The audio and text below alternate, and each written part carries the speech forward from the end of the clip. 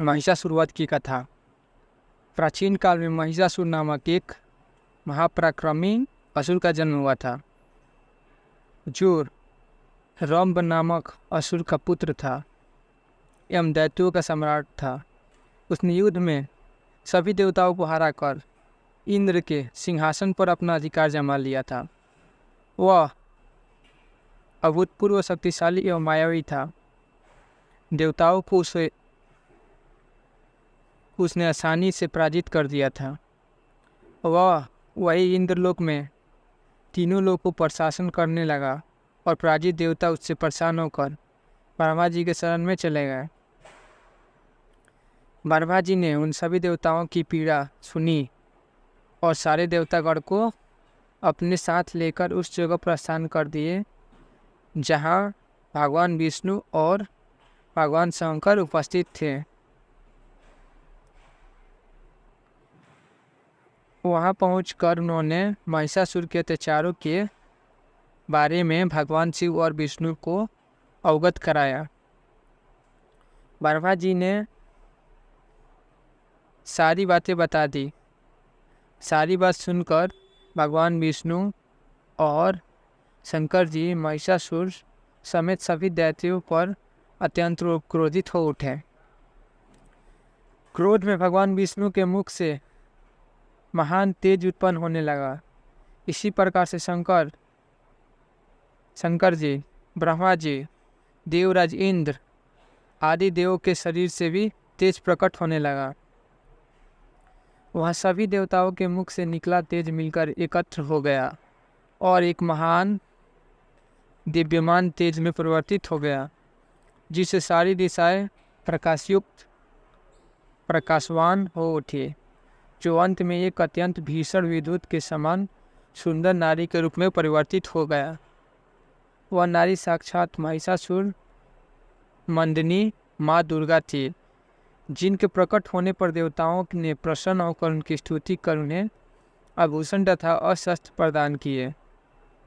महिषासुर मंदिनी माँ दुर्गा ने आश्चर्यजनक और भीषण गर्जना कर संपूर्ण अंतरिक्ष को प्रतिध्वनित कर दिया, जिसकी वजह से तीनों लोक में हलचल मच पृथ्वी को कांप उठी और विभिन्न लोकों के समुद्र अपनी हदें पार उछलने लगे। सभी देवतागण देवी का जय जयकार का नारा लगाते हुए गदगद वाणी से उनकी स्तुति कर रहे थे, जिसके अद्भुत शब्द को सुनकर दैत्यों ने अपने अपने हथियार उठा लिए। यह समझ में आ गया था कि एक भीषण युद्ध दस्तक दे रहा था।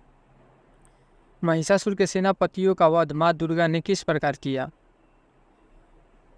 महिषासुर सभी दैत्यों को साथ लेकर उस शब्द को लक्ष्य करके उसकी तरफ दौड़ पड़ा। जहाँ पहुंचकर दैत्यों ने देवी दुर्गा का एक ऐसा रूप देखा जिसमें देवी के चरणों के भार से पृथ्वी दब रही थी और उनके प्रकाश से तीनों लोग प्रकाशित हो रहा था। महिषासुर का सेनापति त्रिशूल उन महान देवी दुर्गा पर टूट पड़ा। देखते ही देखते दैत्यों ने युद्ध छेड़ दिया। चतुर्गिरी ने भी अपनी सेना लेकर दुर्गा पर हमला कर दिया।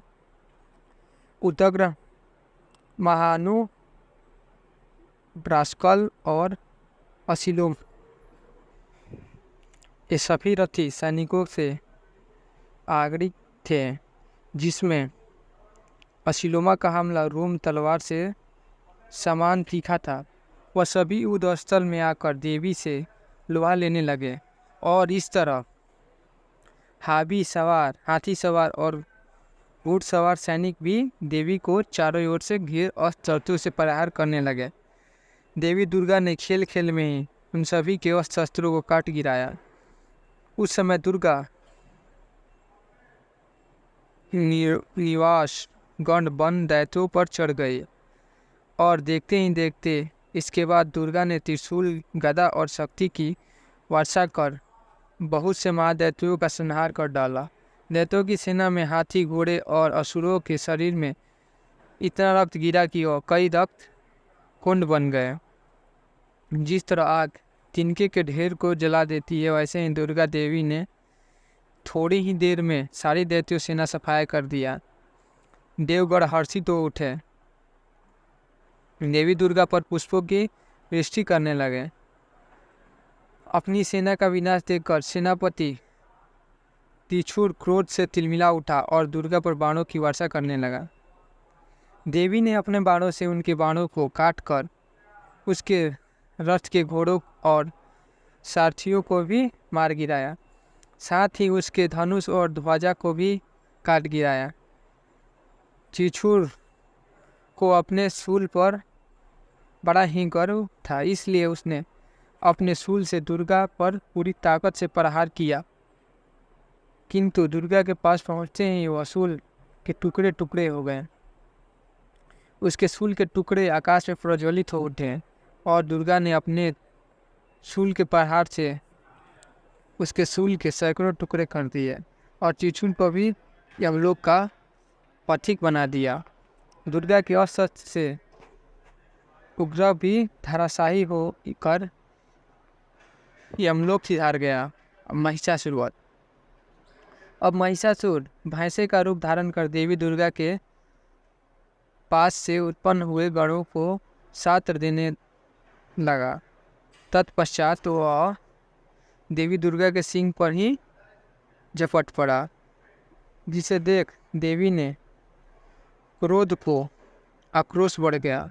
महिषासुर उग्र से उग्र होने और अपने फुरों से पृथ्वी को खोद सिंहों से पहाड़ों को उखाड़ उखाड़ कर दुर्गा पर फेंक रहा था। साथ ही साथ उसके वेग से पृथ्वी में दरारें पड़ने लगी और सिंहों से झटके बादलों के टुकड़े टुकड़े हो गए। उसने बड़े वेग से देवी दुर्गा पर आक्रमण किया, परंतु देवी ने उसके पास से बांध दिया। बंध जाने पर उसने भैंसे का रूप त्याग कर सिंह का रूप धारण कर लिया। जब परमेश्वरी ने उसका मस्तक काटना चाहा तब वह तलवार लिए हुए एक पुरुष के रूप में दौड़ा। दुर्गा ने बाण वृष्टि कर पास से उसे बांध लिया, जिसके बाद उसने हाथी का रूप धारण कर भगवती के सिंह को पकड़कर खींचने लगा। भगवती ने उसकी सुर काट डाली, जिसके पश्चात उसने दैत्य से पुनः वैसे का रूप धारण कर लिया। उससे पहले की तरह पैतरबाजी करते देख सारा जगत त्रस्त हो गया। देवताओं को भयभीत देखकर देवी दुर्गा उछलकर महिषासुर के ऊपर चढ़ गई तथा उसे पैर से दबाकर उसे कंठ पर त्रिशूल से प्रहार कर दिया।